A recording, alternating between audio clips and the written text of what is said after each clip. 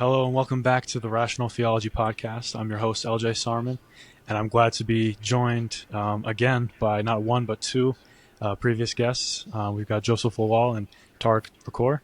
And just a brief introduction if you didn't catch their previous episodes. Tarik is a philosophy PhD student and neuroscience master's student at UT Austin, and Joseph is a philosophy student at Yale, or a PhD philosophy student at Yale, and he runs the YouTube channel LDS Philosophy. So go give him a follow. And yeah, so I'm curious, is this your guys' first time on a podcast together? No, I went on Joe's show years ago. Oh, that's right. And talked about naturalism with a friend. That as I recall, Joe, we were both kind of speechless with some of the things that were being asserted, such as that contradictions could be true. I do remember it was kind of Hegelian, right? I wasn't really sure what to say at that point. I'm like, okay, but it was a good time. We're all still friends, so. Tarik and I have chatted lots offline as well. Yes. Okay, sweet. Yeah, well, today's topic, and I guess the reason I brought two other people on is so that they could have not necessarily a debate, but rather kind of a discourse on a certain subject, and that subject is natural theology. And I guess we'll see, but obviously they disagree, so that's why I had both of them come on. But yeah, so natural theology, to give a definition, I got a definition here from the Internet Encyclopedia of Philosophy, and it says that natural theology is a program of inquiry into the existence and attributes of God without referring or appealing to any divine revelation. In natural theology, one asks what the word God means, whether and how names can be applied to God, whether God exists, whether God knows the future free choices of creatures, and so forth. The aim is to answer those questions without using any claims drawn from any sacred text or divine revelation, even though one may hold such claims. So yeah, anything you guys would amend about that definition? No, and I think the Internet Encyclopedia of Philosophy is a great resource for people who are beginning to learn a subject. If you ever want to, and this is something that even people who do, professional research do, if you really want to learn a topic, start with Internet Encyclopedia of Philosophy or go to Stanford Encyclopedia.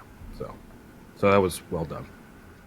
Okay. Yeah, I don't think I want to amend anything there. Maybe I can add a little bit. So I think the distinction between natural theology and kind of theology simpliciter kind of helps explain some of how philosophers who work on religious issues function, right? So you'll get a lot of, for instance, Christian philosophers who have, sorry, it's a loud car outside my window, kind of particular theological or doctrinal commitments who in their kind of capacity as professional philosophers don't invoke those necessarily. They may, to some extent, Christian philosophy as a kind of robustly Christian tradition obviously does come up in professional philosophy, but it's pretty normal to have Christian philosophers who try to do natural theology or something like it in their philosophical work, and not make appeals to the Bible, for instance, to prove something particular. Of course, that does happen. But so this kind of goes back to a long tradition of distinguishing between something like faith and reason, right? So you have faith in special revelation, then you can have reason that gives you other conclusions, right?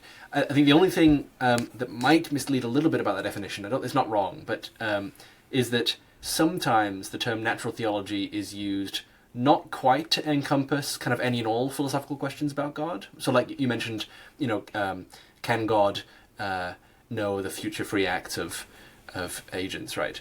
That sort of question isn't always thought of as being a natural theological question, even though with the kind of definition that you gave, which I think is a good one, it naturally falls under it. Sometimes it's used more restrictively to refer to kind of arguments for the existence of God, right? So you might hear natural theology used kind of more specifically to pick out arguments like we'll talk about, ontological, cosmological, teleological arguments, even though I think it is right to say there's a sense in which questions about, foreknowledge and freedom are like natural theological, right?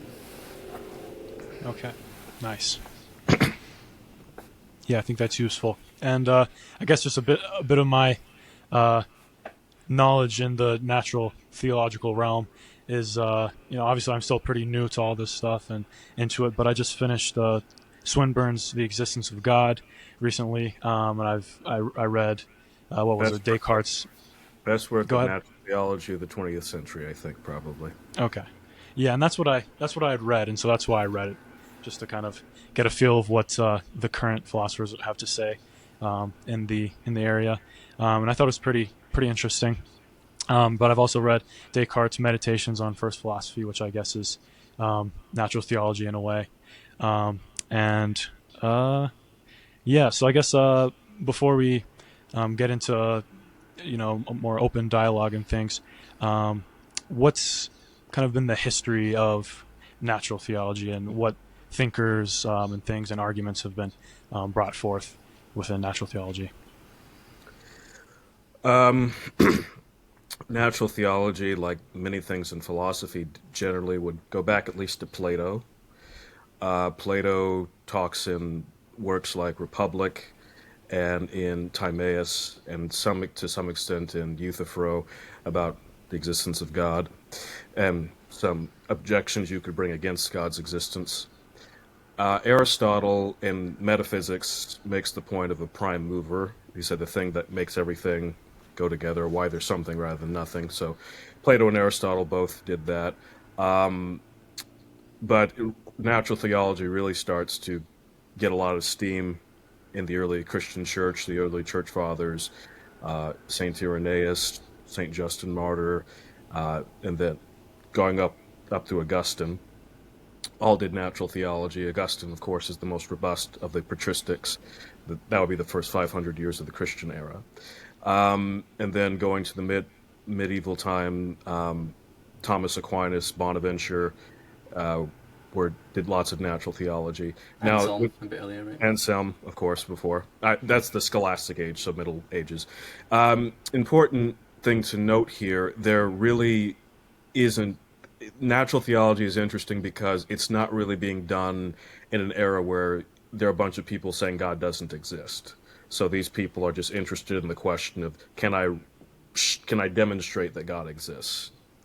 And then you see it again. It continues in the early modern period with, you mentioned Descartes, Leibniz, another rationalist philosopher, does natural theology. It starts to get critiqued, though, more in the early modern period. But one thing to note here is that the type of God that you're seeing in the medieval times and early Christian era is more of a classical theistic God, because these people are following in the tradition of Plato and Aristotle. But once you get to early modern period, people have rejected a lot of Aristotelianism, and you're having a more personalistic or neoclassical view of God, although some are still classical theists. And then, of course, during the era of logical empiricism, this would be the early 1930s, 1940s, probably through the 50s. Metaphysics in general, which natural theology would be a part of, was considered something that was not worth doing. And so then Alvin Plantinga wrote his book, God and Other Minds, and that was the rebirth of natural theology in the 20th century. And now you have people like Richard Swinburne, as you mentioned. He's probably the greatest natural theologian since Thomas Aquinas, in my view. And but you have others, William Lane Craig, Alexander Pruss, who some of the great just philosophers of the century have been involved in natural theology. And then on the flip side, you've had people who take natural theology very seriously but critique it, especially thinkers like John Mackey, Mackey basically wrote his book, The Miracle of Theism, in response to Swinburne because of how much he respected Swinburne's arguments. And then you have, in the later 21st century today, Graham Oppy, who's considered probably the most influential atheist today. He's written books like Arguing with Gods, where he takes on a lot of the arguments of natural theology, and Jordan Howard Sobel wrote Logic and Theism, which I think, if I were to say, okay, this is the best case for theism, this is the best case for atheism in the 20th, 21st century, I'd give The Existence of God by Swinburne and Logic and Theism by Sobel, and said, well, you'll decide one or the other after this, but you'll at least see that both sides are very intellectually rigorous. So that's the way it's kind of played out, the history of it. should be noted, I'm sure Joe would concur with this, natural theology is also not, I've mentioned Christian thinkers, but lots of good natural theology has been done by, in the Jewish tradition, Philo of Alexandria, for example, and in the Muslim tradition, Avicenna, Al-Ghazali. They are actually forerunners of the Kalam cosmological argument that William Lane Craig is famous for. That's actually a Muslim argument for God's existence. So one thing about natural theology, it's intra-traditional. So you can accept natural theology, be a Muslim, a Christian, a Jew, or just a theist of some sort. And yeah, that's kind of like the rough history. We could do the whole show on that, but Joe, you probably have some things to say, so go ahead. Yeah, I think that is a good history. Let me add maybe a couple of things. So I think, I already alluded to this long-standing tradition of distinguishing between faith and reason, or between special revelation and general revelation, right? Or perhaps between the book of Revelation, the book of nature, right? So you have things that God kind of directly reveals, so like in Scripture, and then you have things that God reveals to everyone by, for instance, the way that he's constituted mankind, or the way that he's set up nature, right? And so it's kind of the latter that's supposed to get you special revelation. That's supposed to get you arguments for the existence of God, natural theology. So on the one hand, you might have doctrines that are supposed to be not provable, right? Not supposed to be kind of something you can arrive at through reason alone. So, for instance, the doctrine of the Trinity has often been held to be something you have to get from a special revelation. And then there are other things that are meant to be able to be proven or shown, or at least argued for by reason alone, right? So that God exists, obviously, is something that has been argued for a long time. We can be shown without appeal to special revelation. So then I think, Tarik's right that you've got this tradition that goes all the way back to the ancient Greeks. In many ways, it picks up in the medieval period, right? So you have Anselm and Augustine, as you said, and Aquinas famously has his 5 ways. And then, in the early modern period, I don't know that I think the moderns necessarily were not classical theists. I think Descartes was a classical theist. Spinoza obviously wasn't. But, they've got these various arguments that God exists, and then also that God has these various attributes. So you said you just read the Meditations, right? So like in the third meditation, Descartes thinks that we can show not just that God exists, but that he has these certain definite features that end up being very amenable to the kind of standard classical theist Christian picture, with which he was working, right? God is omnipotent and omniscient, but also simple and unified and these sorts of things. And I think Tarik is right to say, you get that in the early modern period, and then you get some kind of criticisms in Hume, and Kant criticizes certain arguments like the ontological argument. And then with the rise of logical positivism, you get kind of severe restriction on metaphysics, right? Metaphysics is out of fashion.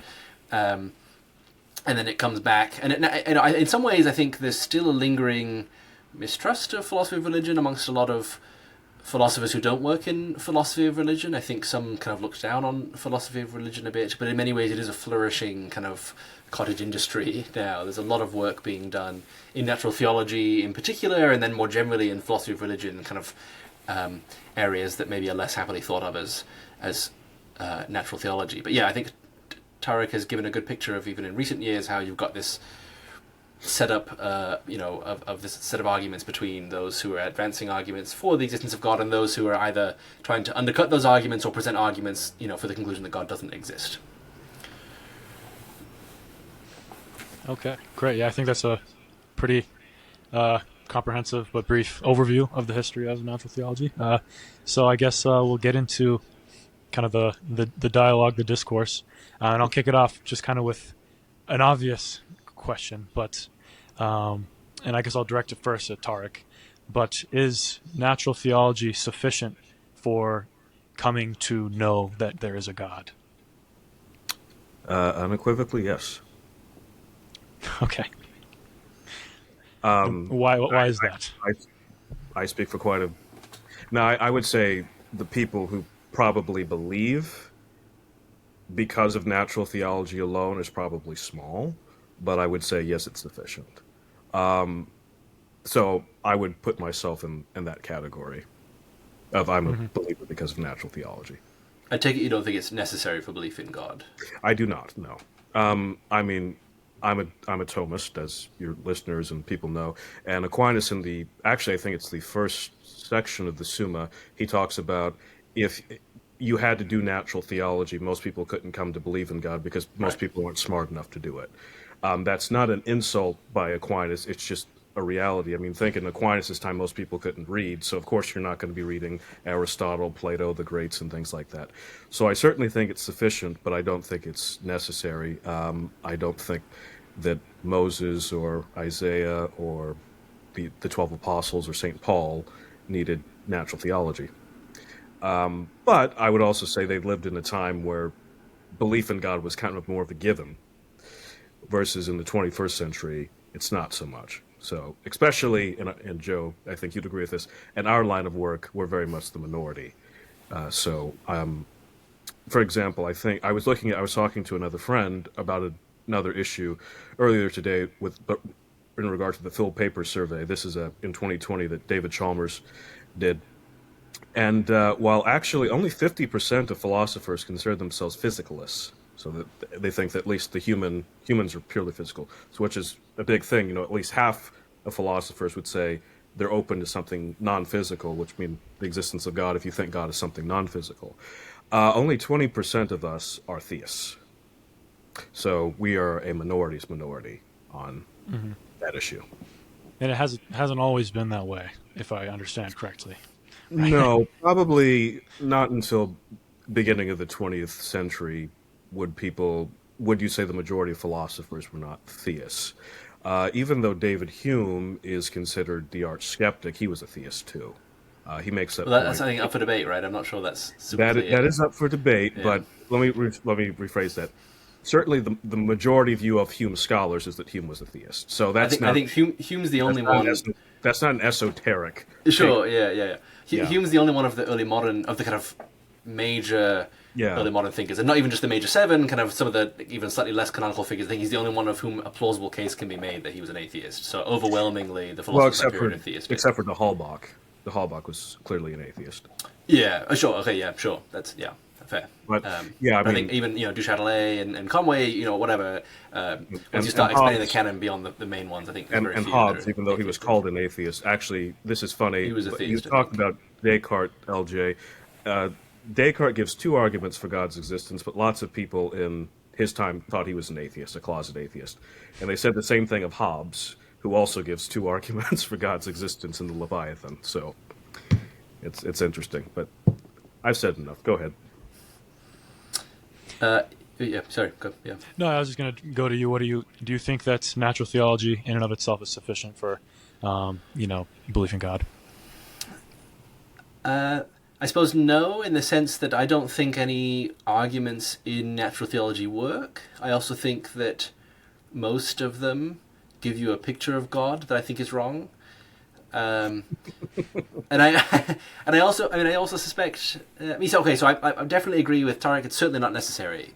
And I think I saw some people today seem to think that at least for rational or justified belief in God, you have to have arguments, and I think certainly if you're Christian, that's a very hard thing to swallow, right? So to say, so Tarik already pointed out, the writers of the New Testament, it's very unlikely that they had anything like good arguments for the existence of God. And then, really what that's going to mean is that most Christians in history and most Christians alive today don't have rational belief in God or justified belief in God. And that seems like a bad outcome to me. Even, if we restrict the question to Latter-day Saints, the overwhelming majority of Latter-day Saints have never heard of the term natural theology and couldn't reconstruct in a valid form an argument for the existence of God, right? So I think it's a pretty unpleasant outcome, and it would say something pretty bad about God if he thought that the only way you could come to be rational in your belief in God was to have an argument, right? But yeah, beyond that, I think arguments for the existence of God don't work. I think they often give you the wrong picture of God. And I suspect that things like religious experience... No, I don't suspect. I hold. I believe that things like religious experience are more important and a better way to come to know God. That's my view on natural theology, basically. Mm-hmm. That's not to say that there's nothing worthwhile in talking about, so especially if we're talking about the kind of broader conception of natural theology that you mentioned at the beginning, where things like we can ask whether God can have foreknowledge and whether that's compatible with our free will. I think those are valuable questions to ask. But as far as arguments for God go, I don't think any of them are especially compelling, and I think generally they give you a picture of God that's at odds with the picture of God that I think people ought to hold. Yeah, and I guess obviously, or not obviously, but I would say that I side more with Joseph here, and that's I think natural theology can be I'm helpful. absolutely bored by that.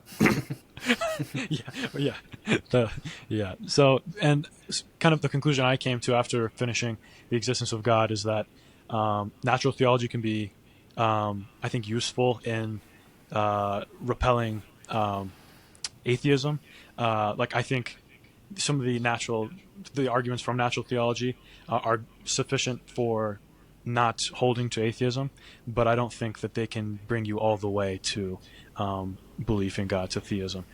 So I guess, Tarik, what are some of the arguments that you find most compelling, and the reason that you say unequivocally natural theology is sufficient for belief in God?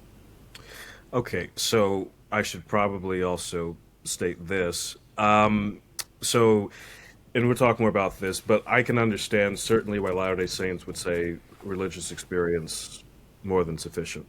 In the Catholic Church, if you don't believe in natural theology, you're actually a heretic. So let me just so people that know about this. So this is from Vatican I. This is the dogmatic constitution on Catholic faith, and it says, "If anyone shall have said that the one true God, our Creator and our Lord, cannot be known with certitude by those things which have been made by the light of human reason, let him be anathema."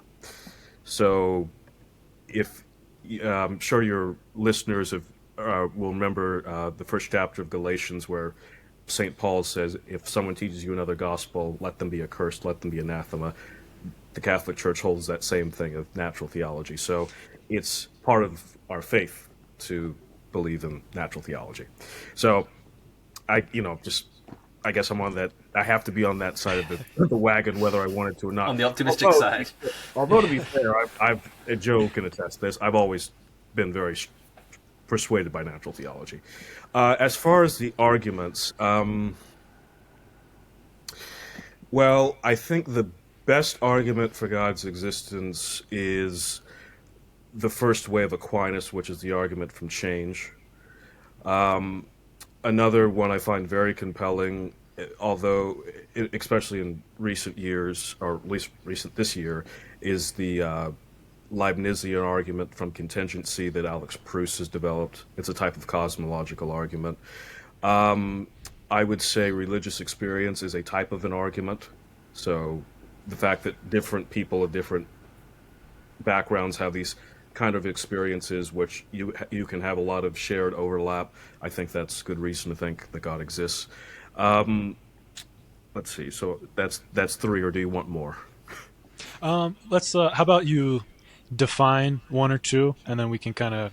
Yeah, would it maybe be helpful if we give a quick rundown of like the family of arguments that are called ontological arguments, and then cosmological, teleological, because those are kind of the big three, I would say, families of arguments in natural theology. Well, I'm glad you brought that up. Okay, let's start with ontological arguments. So our ontological arguments, which go back to St. Anselm of Canterbury and your friend Descartes, would say that you can, just by if you understand the concept of God, then you know that God must exist, that God's the greatest conceivable being, and it's better if God is the greatest conceivable being, and you think about it, well, it's better to exist than not to exist. So if for this concept to even make sense, then God would have to exist.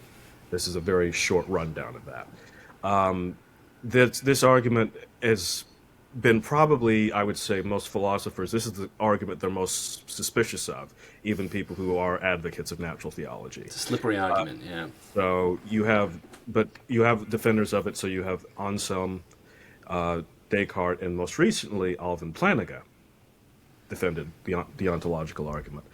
His has to do with possible worlds and things like that. So you've got the kind of traditional ontological arguments. Actually, there's a kind of antecedent of Anselm and Augustine, But yeah, Anselm famously, and then you get it like in Descartes' Fifth Meditation and that sort of thing. Leibniz has an ontological argument, but it gets updated with the kind of resources of modern logic. So you've got kind of Aristotelian logic, and then it gets updated by Frege, and then a little bit later with people like C.I. Lewis and Rudolf Carnap, you get modal logic, which is logic that can invoke modes of truth. So possibly something can be possibly true or necessarily true, right? And that's where possible worlds come in. So when you get modal logic, then soon after with Gödel, and then eventually with Plantinga, you get and Charles Hartshorne famously as well, you get modal ontological arguments, which are kind of updated versions of these older ones. They're a bit more complicated, a bit more technical, and they rely on some kind of, on these kind of contemporary notions that have come about since the time of people like Anselm and Descartes. But yeah, the idea is like, for Anselm, that being the which non-greater can be conceived. For someone like Descartes, I guess even Spinoza, you're going to have things like existence is contained in the concept of God, and therefore God has to exist, right? So it's kind of arguments in that family are called ontological arguments, yeah. I'm very suspicious of these arguments because as an empiricist, I don't think you can get existence from definition. You have to get it from either experiment, observation, or induction. And since the ontological argument is not any of those, I find it just a very specious and argument. Having said that, I must say the people who have written on it are some of the cleverest people of all time, but I don't find it persuasive at all. Joe, what would be your reservations about the ontological argument, or would they be the same as mine? Well, they're definitely similar. I mean, I think there have been attempts at least to show, even before the modal versions, that there's kind of more to it than just to say that it's like God exists by definition, right? I mean, like for Descartes, he thinks we have to have this idea of God, right? So in the third meditation, his ontological argument is not till the fifth meditation, but in the third meditation, he thinks we have this idea of God because in order to have our ideas of the kind of finitudes and imperfections that we have, there has to be this prior conception of infinitude, and so that kind of gets you the idea of God. And so then in the third meditation, that's how he gets his kind of causal principles that say that God has to have caused that idea. But he tries to give you ways of saying that we have this idea that has to end up saying, has to show that God exists, that comes out of that. For Anselm, it's like God is that being than which non-greater can be conceived, and then existence is just going to be a greatness that's built into it, right?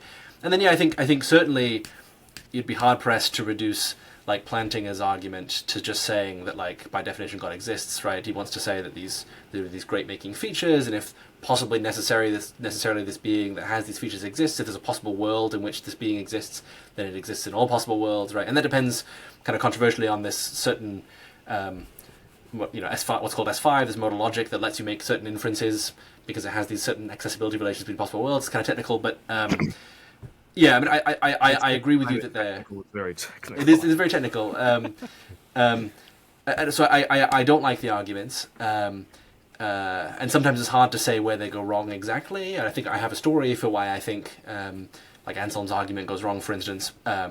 And so maybe it's not quite as simple as saying that like, we can't just get information from definitions. But I think ultimately something like that is what ends up being wrong. Oh, I didn't say you couldn't get information. I said you couldn't get existence. Sure, okay, existence from definitions. And you can certainly get a lot of information from definitions. Oh yeah, well, you're right. Yes, you're right. That's right. No, I misspoke there. But no, yeah, I think that there's a bit more to be said for them. But ultimately, I think you're right. I think they're sneaky, slippery arguments. When you read the passage in Anselm, right, it's like it's hard to even figure out exactly what's going on. I think actually J.L. Mackey's treatment in Miracle of Theism of Anselm's argument is a really good one. I think he really shows exactly where it goes wrong, if anyone's interested in that. But no, yeah, I agree that they're not. I mean, so the other thing is, the other reason that Latter-day Saints, I think, are inclined to feel cautious, particularly when it comes to the ontological argument, or ontological arguments, is that they're generally designed to give you a really maximalist God, right? So on Anselm's picture, the God you get out of the argument is that being than which non-greater can be conceived, right? And I think we can conceive of greater beings than the Latter-day Saint God. I think the Latter-day Saint God exists.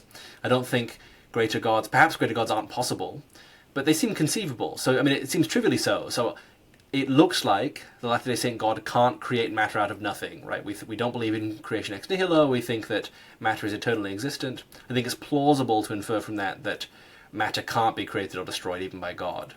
Well, I can conceive of a God that can do that. Perhaps that kind of God isn't possible, but it seems conceivable. So it looks like straightforwardly, and there's other ways you can get this conclusion, but it looks like straightforwardly the Latter-day Saint God isn't that being than which none greater can be conceived. And so if you have an argument that proves that, that looks like it might be in some ways an argument against the existence of the Latter-day Saint God, right? So I think that's what I mean when I said earlier that these arguments get you a picture of God that I think is wrong. That's roughly what I mean, is that it tends to get you quite a maximalist God, and that's, I think, unsurprising, right? If a lot of these arguments are kind of doing a lot a priori, right, without looking at sense experience, I think you're more likely to get a God that's more like an abstract object or something, right? The kind of thing we can reason to. Whereas if God's more like, this isn't, and this is obviously in some ways a caricature, but like a superhuman living on another planet, well, you can't a priori argue that there's a table in the other room from where I am without ever looking at the world, right? So if God is more like another object in the universe, it's not surprising that you'd find yourself having a harder time arguing for the existence of that God, as opposed to thinking it comes through special revelation, right? Yeah. But it sounds like we're agreed on ontological arguments, so maybe it's not worth spending too much more time on them. Sorry. Oh, so Elder, you wanted one I thought did work? That right? Well, I guess we could maybe go through like teleological and cosmological as well. Okay. Well, or you could just talk about whichever ones you find most convincing. Well, Joe, technically, I want to get your thought on this. I don't think any of the five ways I would call teleological or cosmological. I would call them first cause in the first three. The argument from the fourth way is kind of an argument from perfection almost. And the fifth way, I think that's a kind of teleological argument. And so the five ways are meant to, I mean, if you kind of count the first two together, they're meant to kind of track with Aristotle's four causes, right? So material, final, formal, and efficient causation, and the different types of causation that Aristotle believes in. And these four arguments are meant to kind of, if you count the first two together, they're kind of meant to go along together. So I think in some ways the first two could be thought of as cosmological arguments. The third is from material causation. The fifth is teleological, and the fourth is formal. In some ways, the fourth is kind of a Platonic argument. Yes, which maybe is why you don't like it as much, Tarik. Because you're an Aristotle guy. No, it's yes, but I would also say the fourth one is the hardest one to understand. It's pretty puzzling. Even Thomist experts would say, like, yeah, this is really difficult. But let's start with cosmological arguments. I'll use two examples. So you have one type of cosmological argument that says that there's a beginning of the universe. So this is the one Craig is famous for. It's called the Kalam cosmological argument, and it says, okay, if something begins to exist, then it has a cause. Now, this is important. It's not asserting that everything has a cause. It's just saying things that begin to exist has a cause. So things that don't have necessary existence. So that's why you can't do the like cheap atheist response of like, oh, therefore, what's the cause of God, right? That's right. So that's ruled out from the get-go. In case Richard Dawkins is watching, so because he makes the point of the God delusion, but then it makes this move. The universe began to exist, and then the conclusion is therefore the universe has a cause. So that's a standard argument going to the from Al-Ghazali and others. That's a type of cosmological argument. Another type of cosmological argument, one that I find more persuasive, is saying you kind of have things that have contingent existence and necessary existence, but the other kind of thing is saying something like this. You know what? Let's say that the universe is eternal, which, given all we know from physics and cosmology, it very well could be. In fact, I would probably lean toward it probably being eternal. But you would still say, does the universe have within itself the reason for why it exists in the first place? So you could say, okay, yes, the universe exists, but why is it there?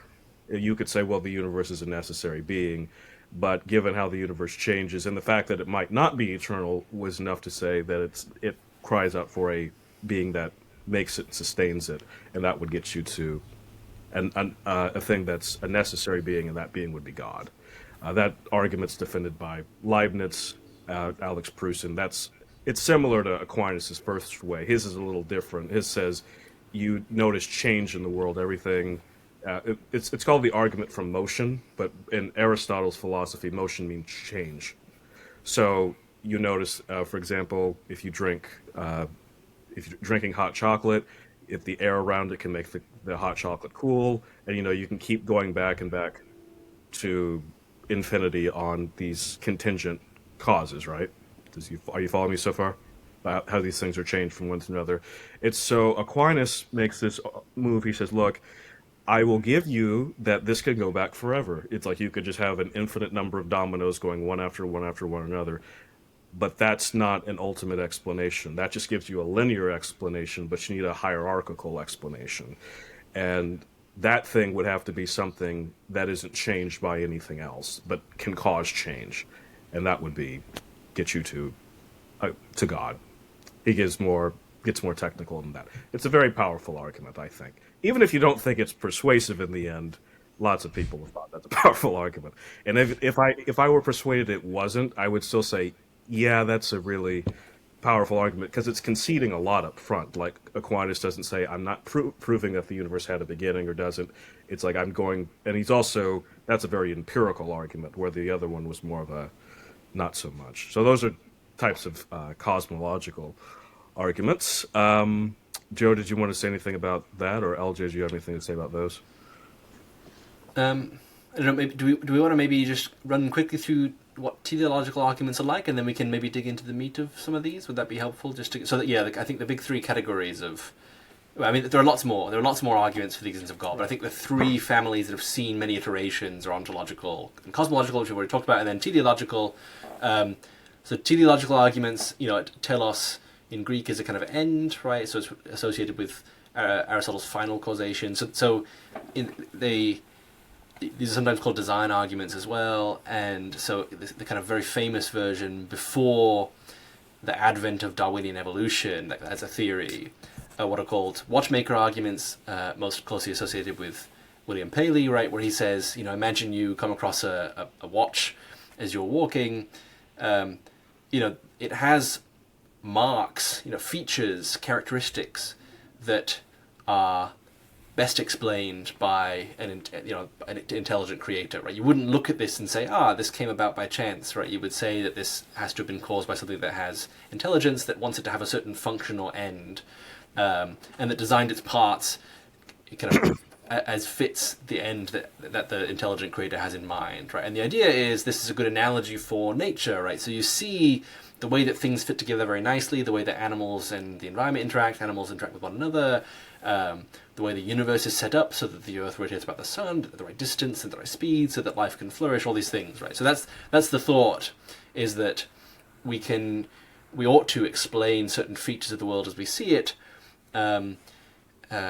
in the same way we would explain a watch if we came across it and think that it clearly has marks of design, right? And this was then famously problematized with the theory of evolution, evolution by natural selection, which seems to be able to explain these same features without appeal to an intelligent designer, right? There's a certain way in which the survival of creatures that fit their environment better, and that those better fit with the environment comes about by random mutation, is meant to be able to explain how populations can change over time and then fit their environment in the really neat way that Paley observed and took to be evidence of a designer, right? So famously, that argument is kind of is meant to have been kind of defeated by Darwin. And then you get other versions of it. Can I throw in one thing? Yeah. It's important to note. Now, I'm a philosopher of biology. That's my area, so I'm an ardent Darwinian evolutionist. But it's true that what Darwin showed you is you could get design without a designer.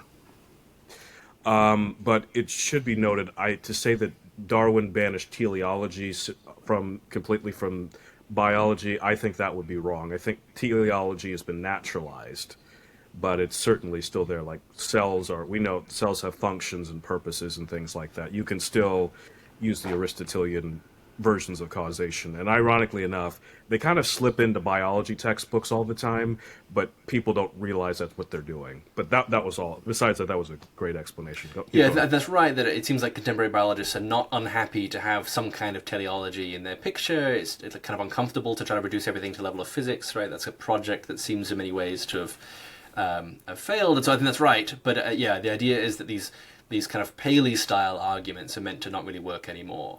So then, kind of what famously, or kind of what's come out of that are what are called fine-tuning arguments today, where the idea is there are certain ways that the universe is, that it perhaps, in ways in which it could have perhaps been otherwise, that are uniquely suited to or conducive to life, right? So you have these cosmological constants, as they're called, right? Kind of some numbers that we can get that describe things like the force with which particles attract one another and that kind of thing. And they're kind of fine-tuned, it looks like, right? They fall within a very narrow range, an extraordinarily narrow range that permit life. They could have been, the assumption is, lots of different ways, and in fact the range of ways that they could have been is so enormous that the chances that they come together in this way are vanishingly small, and therefore it's overwhelmingly likely that God exists. That's roughly the shape of these fine-tuning arguments. And so that's the kind of way that teleological arguments get updated. Let me just say one more thing for Latter-day Saints. I think this is perhaps the only kind of argument that has made a kind of regular appearance in the history of Latter-day Saint philosophy. You get other kinds of arguments. I think Orson Pratt has something like Cosmological Arguments.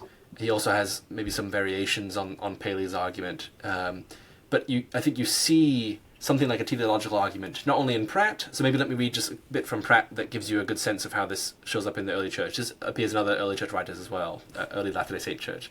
Nothing. This is from his lectures, Wonders of the Universe. Nothing is calculated to inspire the mind of man with a more profound reverence for the great author of nature than the contemplation of his marvellous works.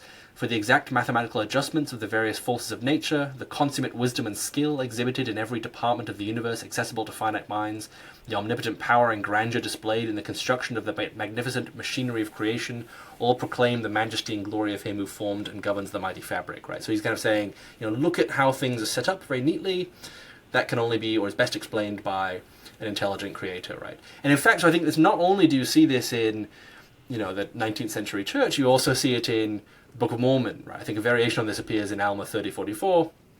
This is Alma speaking to Korihor, and kind of it's something like the kind of "they are without excuse" that you see in the New Testament, right?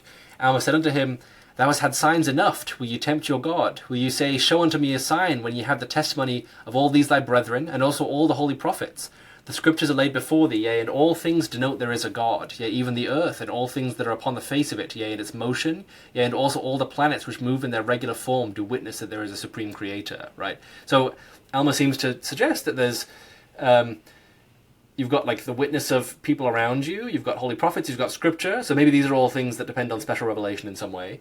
But then he says, the fact that there is an earth, the way that it works, the way that the planets move in their regular motion, right? These things witness that there is a God, right? This looks like a teleological argument. So this is kind of a standard form of design argument where you say, here's regular or ordered motion, or order in general. That's a sign of intelligence, or requires intelligence, and therefore there has to be a creator that caused it, right? So I think one interesting way that Orson Pratt deals with this is to say that actually it's like intelligent atoms, right, that are explaining it. So that's how he gets his panpsychism and kind of a pantheism. But I think you've got something like a design argument or a teleological argument in the Book of Mormon as well. So when I say I don't like natural theology, I think I'm not sure these arguments should get us belief in God. But it does look like at least in the Book of Mormon we have something like a teleological argument. LJ, could I quickly say there's one more family of arguments we didn't discuss? And that would be moral arguments for God's existence. So there are two types of these. One's deductive, one's abductive. So abductive means inference to the best explanation. So an abductive moral argument for God would be, okay, we agree that there are moral facts. It's wrong to rape little children. It's wrong to kill someone without justifying cause, that type of a thing. And then you'd say, is that more likely in a world where there's a God or in a world where there's not a God? Well, if you take God away, it's very unlikely that you'd have a world at all, or a world with moral creatures in it. So these types of things lead you to think that God exists. This is an argument given by David Baggett. And then there's the kind of a deductive argument from William Lane Craig that says, if God doesn't exist, then there aren't any moral facts. But there are moral facts, so therefore God exists. So that's another kind of camp. Yeah, by talking about the three kind of major categories that we talked about, we shouldn't be taken to be suggesting that those are the only kinds of arguments for God's existence. There are lots and lots, right? Arguments from consciousness, arguments from aesthetics, there's the recent psychophysical harmony argument, right? There's lots and lots of arguments for the existence of God. Those are three versions that show up a lot in the history of philosophy and get discussed today as well, and maybe they're worth focusing on in some ways, but there are lots and lots of different kinds of arguments for the existence of God. This podcast would last 1,000 years talking about all of them, so we'll narrow it down for tonight. Yeah. Excuse me. Okay, well, yeah, and I guess to narrow it down, let's maybe focus on like one specific argument and flesh it out, the pros and cons and what you guys think about it. So perhaps Tarik, do you want to pick one? Well, I already kind of threw out. Well, let's use the Leibnizian argument. So you have things that are necessary, things that are contingent, and things that and contingent things don't have an explanation for why they exist. And it would seem, whether you think that the universe is eternal or it's has a beginning, you would still say it's contingent. It doesn't have to exist. And that's something you'll have even atheists like Alex Rosenberg, who's on my dissertation committee, would say the universe isn't a necessary being. Sean Carroll, who does defend that the universe is eternal, in his book, The Big Picture, he talks about the fact that the universe doesn't really have an explanation for why it's there. It's just there, and that's all. That's also what Bertrand Russell said. But if you accept the principle of sufficient reason that everything has a explanation for why it exists, then you'd have to say that the universe has an explanation. And so then that explanation couldn't be the universe itself, since it's contingent, so it would have to be outside or apart from the universe. This thing would have to be able to sustain the universe in existence and obviously create the universe too, so that would lead you toward the proposition that God exists is true. So I think, though, the crucial thing in this argument, I think, is going to be, do you accept the principle of sufficient reason or do you not? If you don't accept the principle of sufficient reason, the argument doesn't work. But I think there's now, and I wouldn't say this is very recent for me, I do think there's good reason to accept the principle of sufficient reason, so I think that's a powerful argument. But Joe, I'm pretty sure you don't, so please tell me why I'm wrong. Well, so I think my initial worries, so a lot of natural theology works this way, but my initial worries is that this is pretty rationalist, right? So we mentioned these terms a couple of times, right? Rationalist as opposed to maybe empiricist, right? Where rationalists think that we can get a lot from just reasoning, and empiricists think that we ought to focus a lot on sense data. Roughly, that's the distinction. I mean, this is a distinction that gets drawn for the early modern period, right? You've got the kind of three big rationalists, the three big empiricists, and then Kant, who synthesizes them. And this story gets kind of pushed back on a bit, but I think in some ways it is quite helpful for understanding what's going on in the early modern period.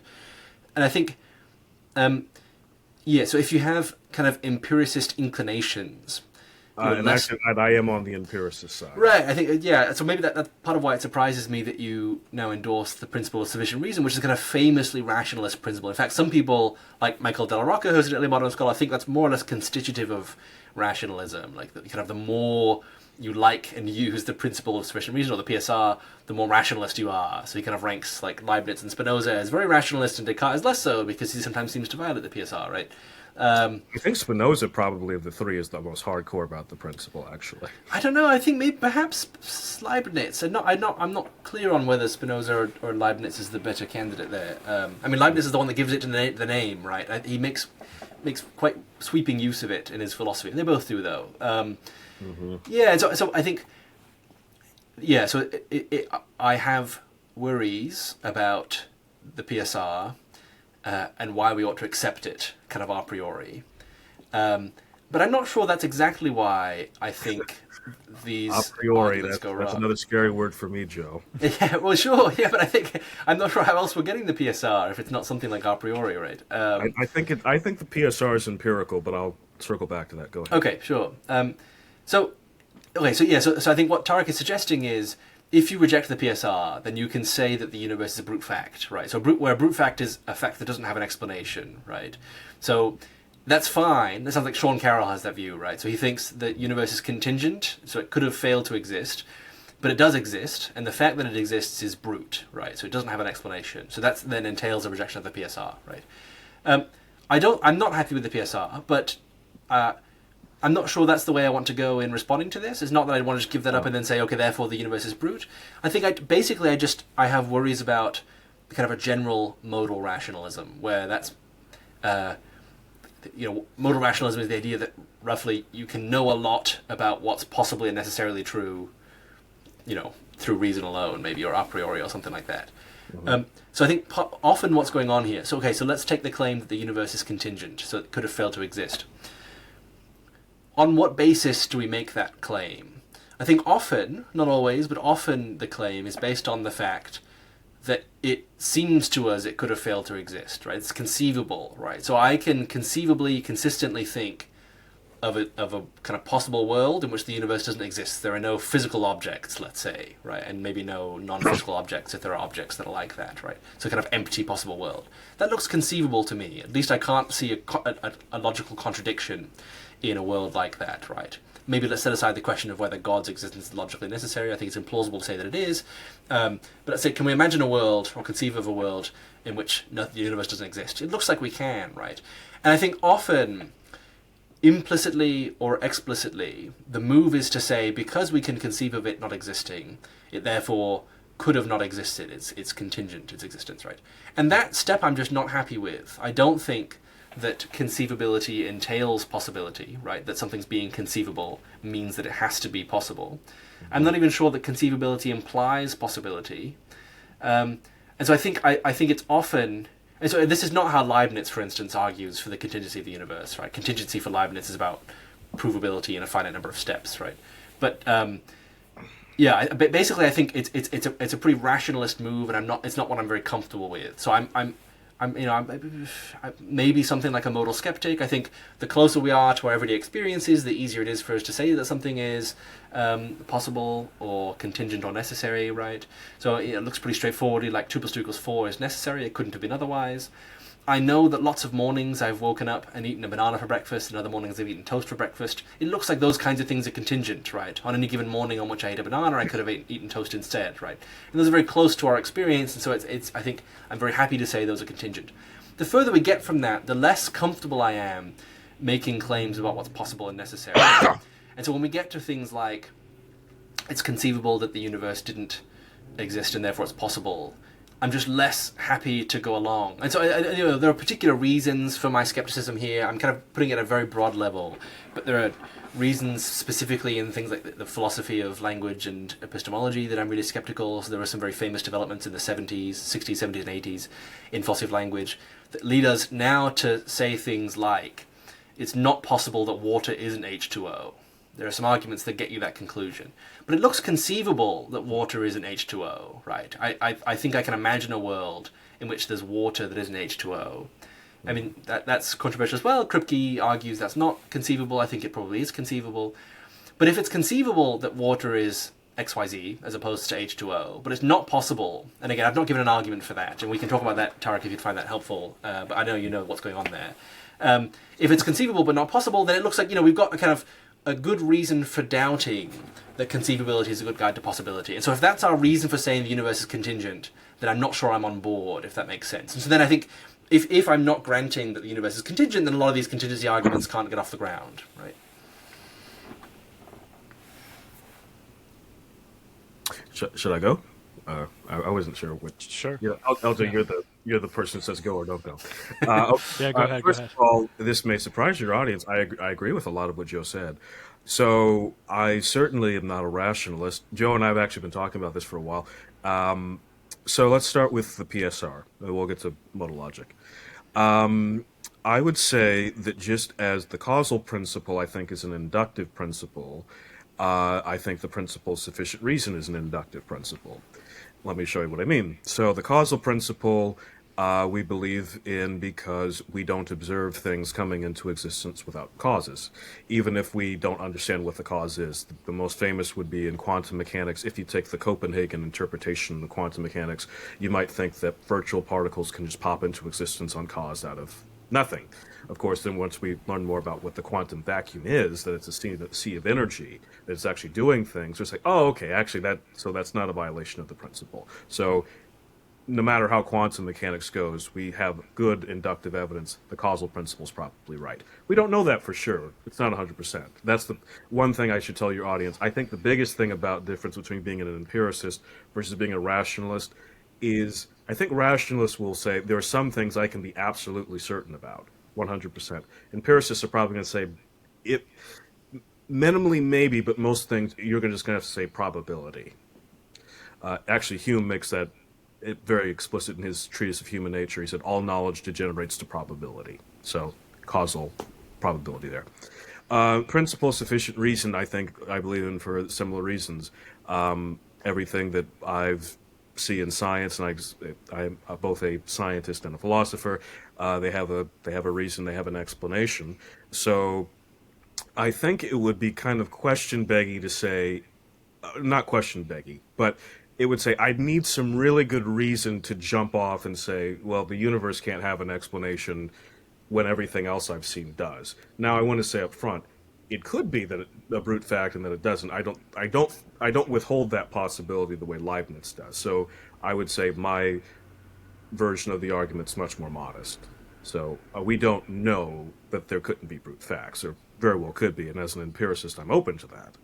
But it seems that all of my inductive evidence says, these things have explanations, so I just don't see a reason to get off track there with the universe. But I would say, if you see that this is for me an inductive principle, it's not a rationalist principle. It's not an axiom of mathematics or something like that. To your modal skepticism, certainly, I'm kind of a modal skeptic myself, as we've talked about this. So these things about possibility and necessity, I certainly think that they can only really talk about.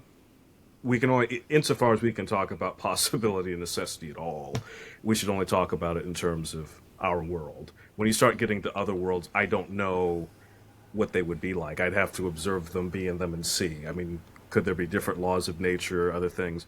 I don't know. Haven't been there, don't want to go there because, frankly, this world is confusing enough. I don't know if you two agree on that.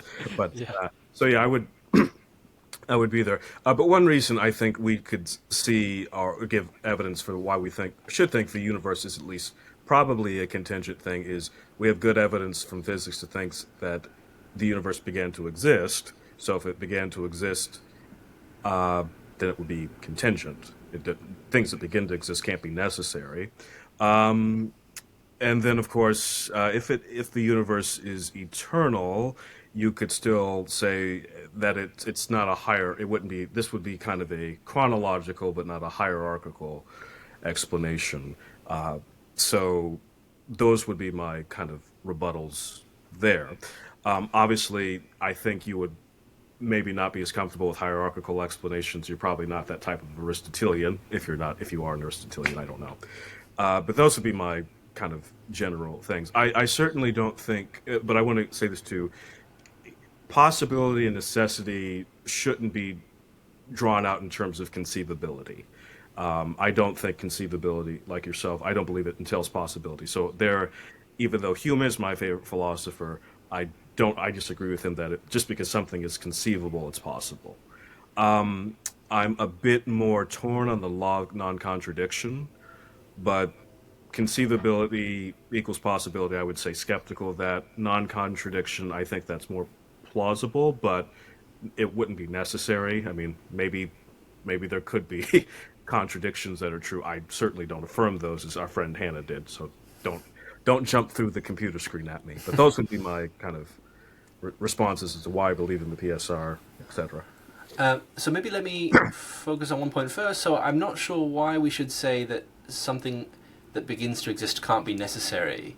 If we're understanding necessity in the kind of terms in which it's tended to understand it in terms of possible worlds, necessity is just existence in every possible world, which is accessible from the actual world, right? So in S5, that just means in every possible world, right? So something could begin to exist in every possible world, and in that sense would be necessary, right? So it seems like the fact that the universe began to exist, if it began to exist, if it began to exist, maybe the science suggests that it does. I'm not sure that shows that it's contingent. It shows that it's contingent in the sense that it didn't always exist, but it could have come to exist in every possible world, in which case it would still be necessary, right? And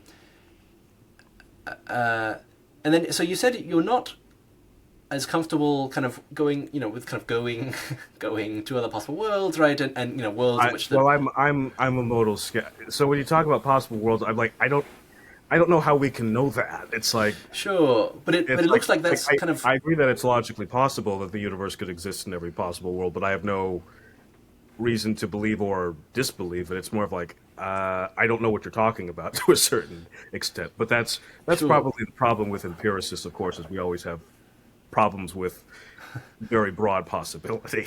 But so I suppose I'm wondering how you're not already getting into trouble with that by saying that the existence of the universe is contingent, right? So by saying that, that's something like equivalent to saying that there's a possible world that we know about, kind of, right?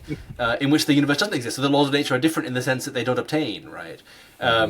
And so it looks like, we are, when we say the universe is contingent, claiming to know about other possible worlds, right? We know of at least one in which it doesn't exist. That is really what it is to say that the universe possibly doesn't exist or that it's contingent, is to say there is a possible world accessible from the actual world in which it doesn't exist, right? So we're kind of already committed to talking about other possible worlds. And so I think if you're as thoroughgoing a modal skeptic as you say, then that, it sounds like that might worry you. It would worry me if that's how I thought of possibility, but I would take possibility in much more the way someone like John Norton does, that says that possibility is what your evidence allows, and then necessity is what your evidence compels. So you don't have to go to possible worlds in that point. So I think the evidence is, it allows for the universe to be contingent. But that's the same thing as saying that the universe is conceivable, it doesn't exist. That's just an epistemic modality as opposed to a metaphysical one. So I presume for me, you already know, my metaphysics are still pretty thin. So I suppose I'm saying so possible worlds I'm a bit hesitant about, but I'm fine with possibility of saying like, okay, our evidence allows that this is the case, and I think the evidence of cosmology allows for that. Sure, but that just is an epistemic one. So sure, but it's certainly consistent with it. The other reason is, and this would be an argument somewhat from physics, I would say that our best physics tells us that the universe probably began to exist. So that would be, pushes you more that way. That doesn't mean we know that for sure. I mean, I think there are, and this is a very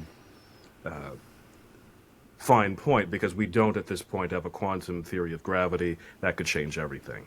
So as of now, general relativity seems to imply some type of the beginning. Of course, but like I say, even if the universe is eternal, it still looks like, well, it doesn't have to be based on the evidence. So that gives you the pot. That's why I would say I'd lean contingent. Well, so, even if eternal. But you so the view of possibility you've just outlined, right? So something's possible if your evidence allows it, and necessary if your evidence doesn't allow its negation.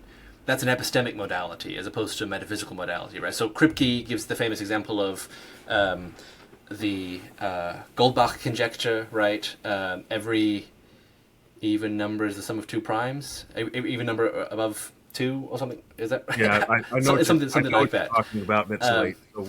So it's 11 for me. So, this is a famous example in Naming Necessity, where he says it's conceivable. So we haven't proven it. We haven't proven that that's the case.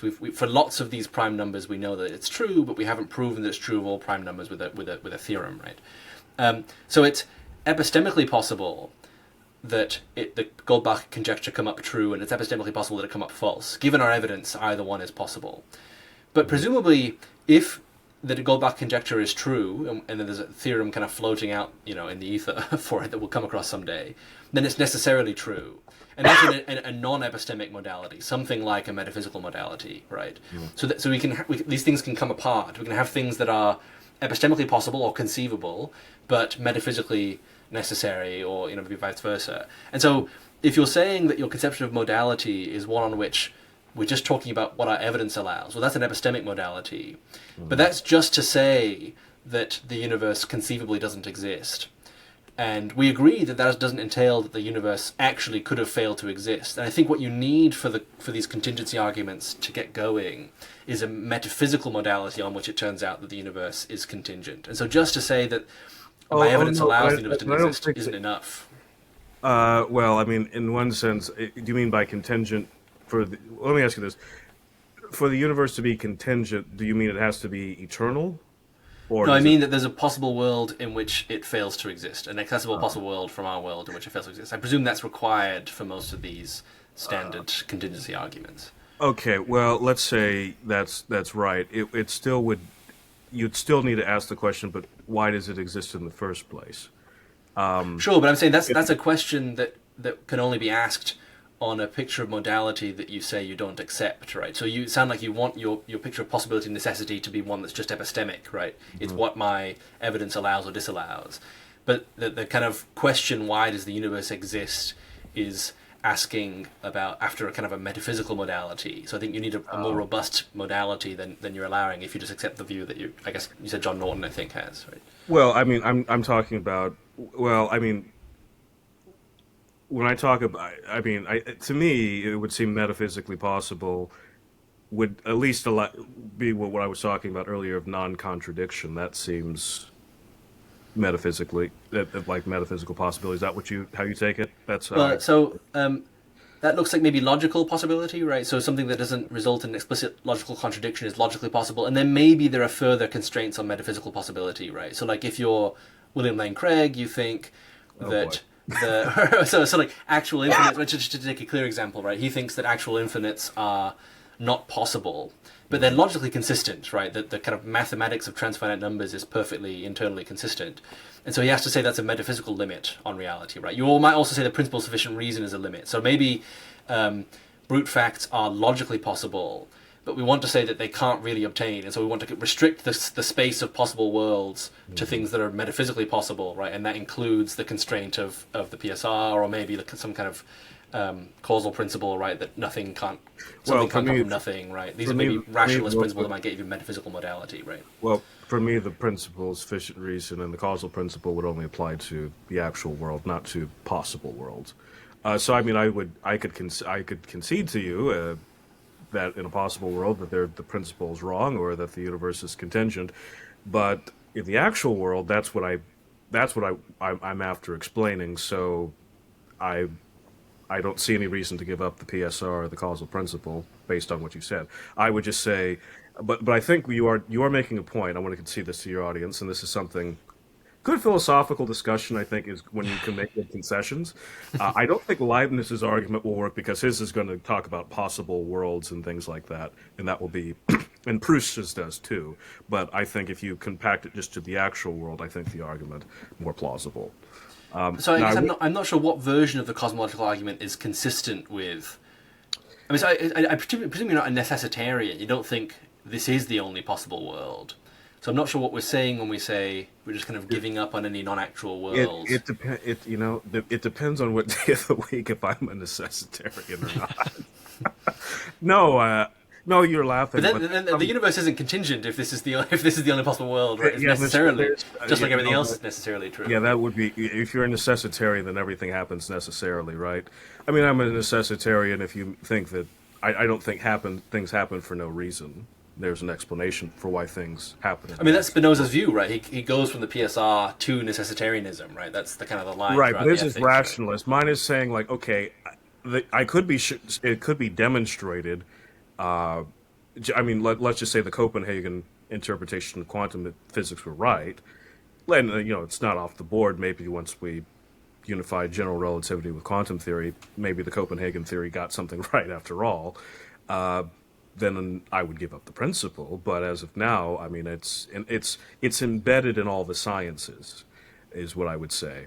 So that's why I would say it gives it strong inductive support. So I would need some really good empirical reason to give it up. Now that's different from, now I say this type of argument, my type of argument draws on Leibniz and Proust, but it's very different because the PSR is very restricted. I think I was talking to Proust about this actually yesterday. I went down to Baylor to talk to him about it, and so this is my version of the PSR is different, but it's still a principle of sufficient reason. So, I would be skeptical of Leibniz's version of it, where this would apply in every possible world, because I don't think we have the evidence to know that. But I think in the actual world, in the actual universe, this is the case. So I think that would work it gets me all I need as an empiricist.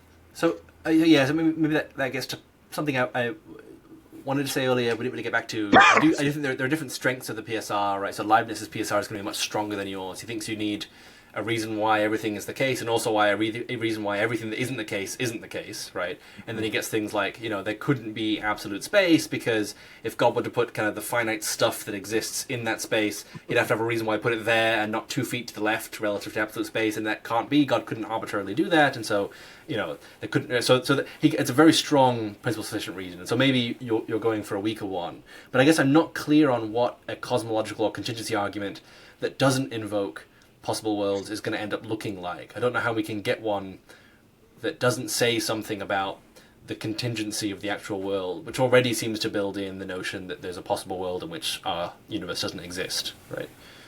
So how can we get a contingency argument like the kind that you find attractive going if we don't want to talk about metaphysical modality at all, logical modality or whatever, as a non-epistemic modality, basically?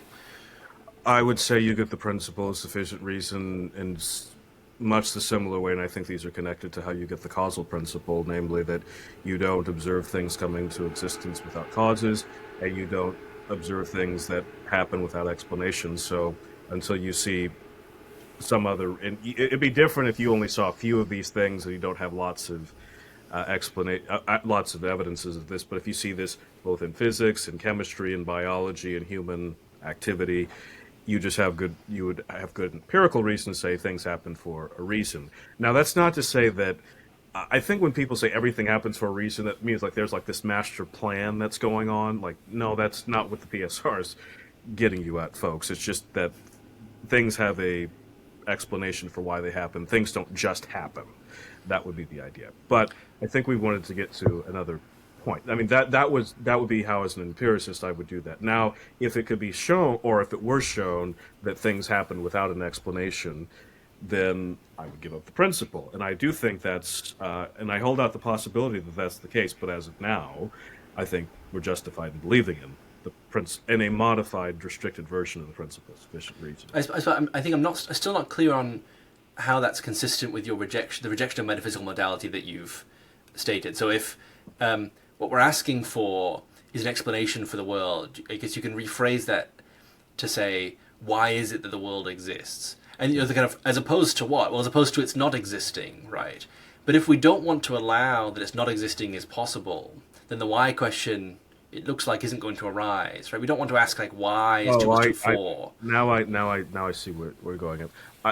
Well, no. I would say something like this.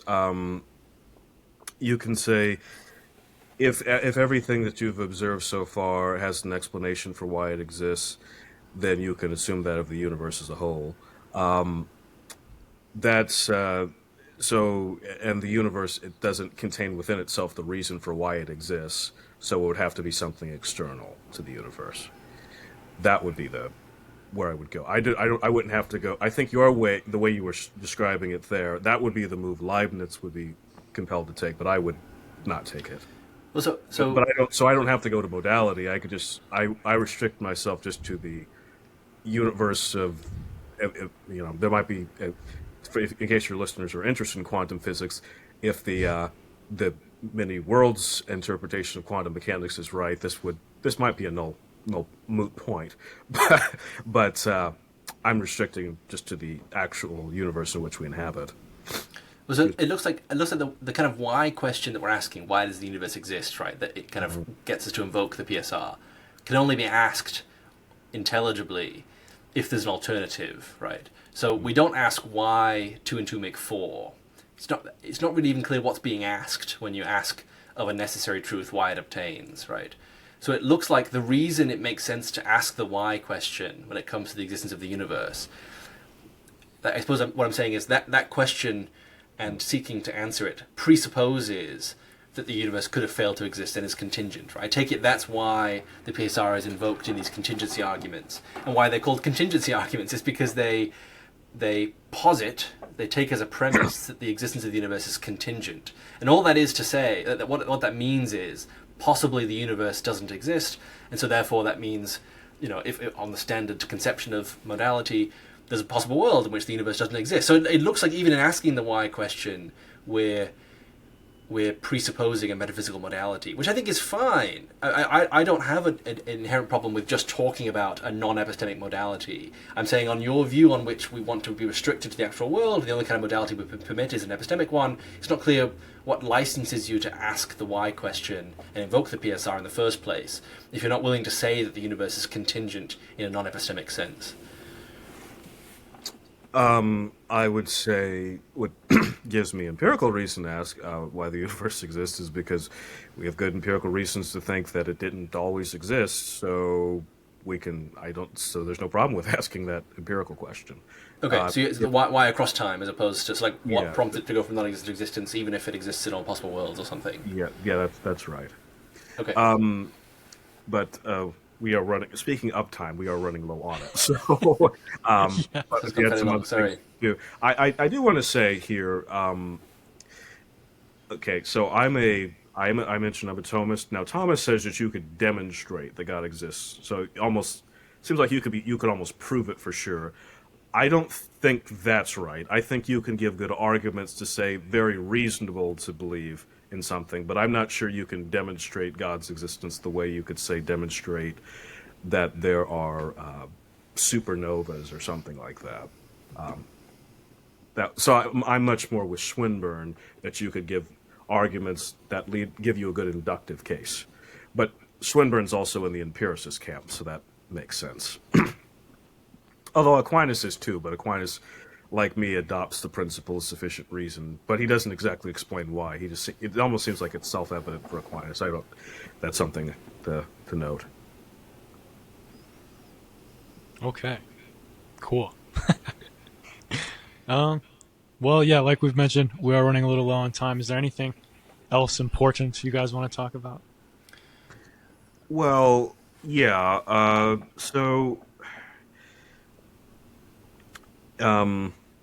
I think you asked the first question. Do you think there's good reasons to believe in God? One reason I think that natural theology is very necessary is because you live in an age of atheism.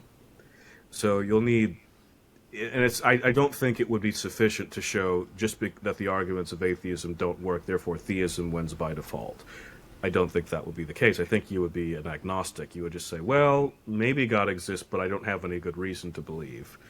So what I think natural theology does is it gives you good epistemic reason to, not take a leap of faith. I think that's the wrong word. But it gives you good confidence in affirming the idea that God exists and saying, I have better reason to believe than to disbelieve. So because I think that both atheists... I think both atheists and theists can be rational in their belief or disbelief. I don't know. But as Joe doesn't believe in natural theology, I'm wondering what he thinks there. Yeah, well, so I think it's right that philosophical reasoning can be really useful in clearing ground and making faith possible, where faith is something somewhat distinct from kind of rational argumentation, right? So I'm fully agreed there. I mean, I happen to think that arguments for natural theology don't work, but obviously in the history of the church, and even as far back as the Book of Mormon, there are kind of something like arguments, right, about the nature of the world and the way that they should lead us to believe in the existence of God, right, or at least confirm that belief or something. But ultimately, I do think it's a matter of having religious experiences, right? So, the standard Latter-day Saint line is, follow the instructions given in Moroni 10, 4, and 5, right? You pray to God and you ask for an experience that confirms that God exists, right? So I think, I take it most Latter-day Saints are going to think, maybe they think this tacitly, that's the way to justify belief in God, right? Is that you have an experience of God's existence that is sufficient to make your belief in God epistemically justified. I take it that's going to be a pretty standard line. So I think it's fine if natural theological arguments don't work out. I said, as I said, I think these are worthwhile arguments to have. I think especially, Latter-day Saints need to grapple with the problem of evil, for instance, and that's kind of often kind of thrown in with these arguments for God. There are arguments against the existence of God, right? So there are, the argument for evil, versions of it try to show that God definitely doesn't or probably doesn't exist, given the existence or the kinds of evils that exist, the existence of evil or the kinds of evils that exist. And I think, Latter-day Saints have to think about these things. And so I think, giving these arguments, reasoning through these things can be really helpful for clearing ground and making faith possible. But ultimately, I do think that belief in God is rationally justified, perhaps sometimes through the testimony of others, right? Maybe we're justified believing in God when our parents tell us that God exists as children, right? So this is something that, Reformed epistemologists sometimes talk about, people like Plantinga. So maybe on the basis of testimony, but I think ultimately the Latter-day Saint paradigm is that each individual ought to have a religious experience, or more than one, that confirms them that God exists. And so I think that's the Latter-day Saint alternative to natural theology. Can I respond to that? Yeah, go ahead. Okay. Go ahead. So, Joe, I wonder if you take a person, and now you don't have to use a fictional person, you can use myself.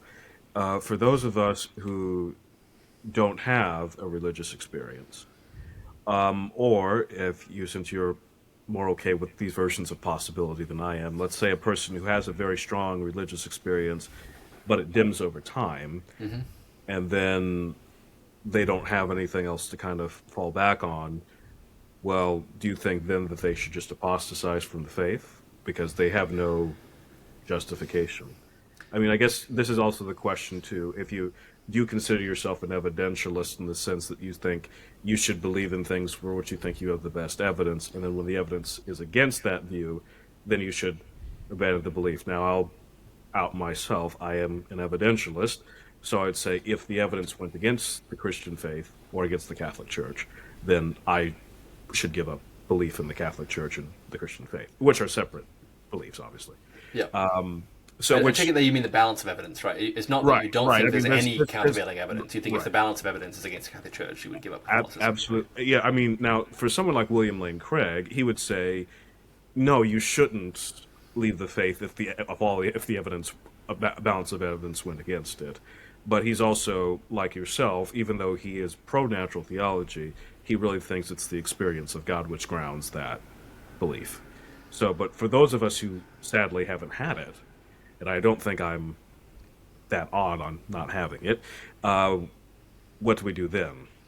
Yeah, I think that's actually a really tricky question. I think it's in some ways... So, the kind of two really big famous arguments against God's existence are the argument from evil and the argument from divine hiddenness, right? So kind of the existence of non-resistant non-believers, people who are open to having experiences with God, and then God doesn't avail himself to them, and so kind of how to explain that if God is good, right? And I think the argument as it's presented by Schellenberg is not a problem for Latter-day Saints, period.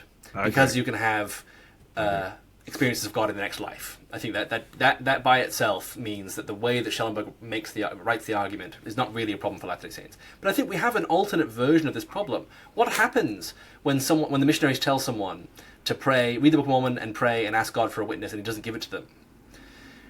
It looks like by the standard that the missionary has set up, that person ought not to join the church, right? And so, I mean, what's to be said there? I mean, so, I think if you're very optimistic, you're going to say that's never going to happen, right? The only way for you to have that happen to you is if you're not genuinely open, right? And maybe that's the case, but I think that's a pretty hard bullet to bite, right? And so, yeah, I think that might be true for some people, but I don't think that would be. But I think there are people who are serious about it. And yeah, right. I think I know people who have read the Book of Mormon very seriously and prayed about it and haven't at least interpreted anything that they've received subsequently as a witness of it, right? So, and maybe in some ways the fact that there's a next life in which there's another chance, in a sense, can help with that problem. But I think it is. I think it's still a problem. So no, I don't know that I have a lot of interest to say there. I think the Latter-day Saint claim is that if you receive that witness, you ought to join. And I think the corollary of that is if you don't receive the witness, then you ought not to join. And I think that ought to be the thing that's said. And then maybe you want to say God has reasons for not giving you a witness or whatever, and then maybe in some particular cases because a particular person isn't sufficiently open or whatever. But so I think you can rationally not be a Latter-day Saint, certainly. And then as far as like the evidence goes, I wasn't saying a Latter-day Saint. I was just saying a Christian. Yeah, Christian as a whole. I mean, so I think I'm probably broadly, in the broader sense, not an evidentialist. No. I mean, so what do you do, right? So if you're a Latter-day Saint who has had a religious experience, but who thinks there's a lot of evidence against the church, right? So you might look at particular historical problems, right, or alleged anachronisms in the Book of Mormon, these kinds of things, right? I mean, in one way, I think it's just hard to know. These feel almost like incommensurable pieces of evidence. So I think a religious experience is a kind of evidence, maybe broadly speaking. And I think it can be a very powerful piece of evidence, right? So it can be a very strong reason to believe in God, let's say. But then what do you do when there are pieces of evidence that look like they go against it? Well, I think there's no simple answer. I think the Latter-day Saint view is going to be something like continue seeking out religious experiences that give you steady evidence in favor, something like that, right? I mean, I think many people are much too loose with the kinds of evidence they think decisive against religion on the whole, or against something like the Book of Mormon. I think generally the arguments made in those areas are not all that good. Sometimes they are, and there are some very powerful problems, right? But I think, on the whole, I think it's very reasonable for someone who's had a religious experience to have no idea what to do with any given challenging piece of evidence. And I think it's fine to remain in the face of that. I think if every time, for any view we have, we come across a piece of evidence we don't know what to make of, if we changed our minds in those cases, we would all be, an absolute mess, right? You have political convictions, which particular pieces of empirical data might challenge. I think it would be silly, in the face of any challenge that you personally can't make sense of, to give up your political convictions, right? And the same, I think it's true across the board. I mean, there are kind of Bayesian principles underlying what I'm saying here. This isn't particularly controversial in epistemology, but I think sometimes it's controversial in kind of the online religion sphere. I do think that a particular Christian or theist can be rational in their acceptance of the existence of God or in their adherence to a particular church, even when they have no idea what to make of a particular piece of evidence against their view. Yeah. All right. Yeah, if I may weigh in. Yeah, I was going to ask you to weigh in. You haven't said much tonight. Yeah. No, and that's okay, because, I mean, I'm the only, in case people haven't noticed, I'm the only one that doesn't have a bookshelf behind me. So I might just point that out. But, yeah, so, and in fact, this is a very interesting question to me, something I spend a lot of my time thinking about. In fact, one of the main reasons I got into philosophy and theology and things is because on my mission, I'd say in the majority of cases, whenever we'd ask people to, do the classic Mormon test of the Book of Mormon and stuff, it would come out negative. And that was really concerning to me because previously I'd been pretty fundamentalist in my presuppositions and assumptions of how things worked. And so I thought that it would have been impossible for somebody to honestly read the Book of Mormon, pray about it, and then not have some sort of divine revelation, right? And so that's one of the main reasons I'm into this type of stuff now. But what I would say is whether or not that person is to adhere to theism in terms of conceptually, actually affirming a belief in God. Something I'm working on right now is a model of what it means to know God. And so, for example, in John 17:3, is probably my favorite scripture. In the KJV, it says, and this is life eternal, that they may know thee, the only true God, and Jesus Christ, whom thou hast sent. And so to me, the more important sense of knowing God there is not being able to necessarily describe God's metaphysics or exactly how he exists or how the Trinity works, but rather what knowing God means in a more important sense is to know God experientially, know God because you are like God. I forget, there's an Eastern father who said that you can't know you can't know God unless you're like God, if that makes sense. And I think that's kind of John later on in his first epistle, for example, something he says is, he that loveth not knoweth not God, for God is love, right? And so for me, what I would encourage that person to do, encourage all honest truth seekers to do, is just adhere to whatever morals they find to be the best. Because I think in most cases, the morals people naturally go with are pretty Christian adjacent. And so I think, to me, more important than necessarily what somebody affirms or believes in terms of how exactly does God exist, what is God, what more important to me is how does that person know God in terms of how good of a person they are, how well do they love others, how honest are they, how patient, how humble. So I don't know if that makes sense, but that's kind of my current stance on. Yeah, and I presume you're not like a kind of perennialist, or you think that like it's equally good to be outside the church. I think it's a pretty strong commitment of Latter-day Saint view that ideally everyone would be a member of the church, right? But I think, yeah, so I take it you're not saying that like it's fine if you don't, right? So, yeah, but yeah, we think we have saving ordinances, right? But I think you're right to say like one ought. I mean, this is something that's been emphasized in General Conference in recent years. Like, if someone's not going to join our church, encourage them to go to their church, right? Just becoming a good person is very important. It's not the only important thing, but it's a very important thing, right? Yeah. No, cool. Yeah, so I guess anything else before we wrap up? Joe, we should probably give listeners some reading suggestions. Yeah, that's a pretty good idea. Yeah.